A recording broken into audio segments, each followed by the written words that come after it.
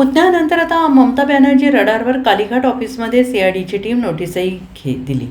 पश्चिम बंगालमध्ये नुकत्याच झालेल्या विधानसभा निवडणुकीत सत्ता गमावल्यानंतर तृणमूल काँग्रेस आणि पक्षाच्या प्रमुख ममता बॅनर्जी यांच्यासमोरील अडचणी वाढत आहेत. केंद्रीय तपास यंत्रणानंतर आता राज्याच्या तपास यंत्रणांच्या रडारवर ममता बॅनर्जी असल्याचं दिसून येत आहे. मंगळवारी सीआयडीचे एक विशेष पथक थेट कोलकाता येथील ममता बॅनर्जी यांच्या कालीघाट कार्यालयात धडकले. त्यामुळे बंगालच्या राजकीय वर्तुळात तीव्र खळबळ उडाली आहे.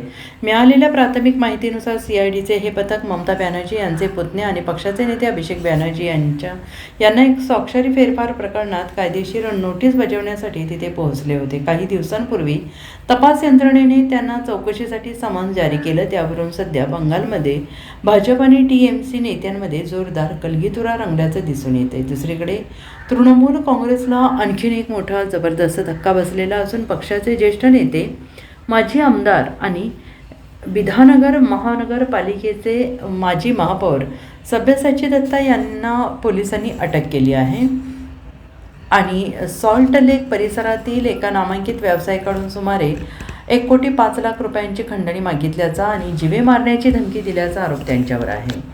ब्युरो रिपोर्ट, SBN मराठी, पश्चिम बंगाल.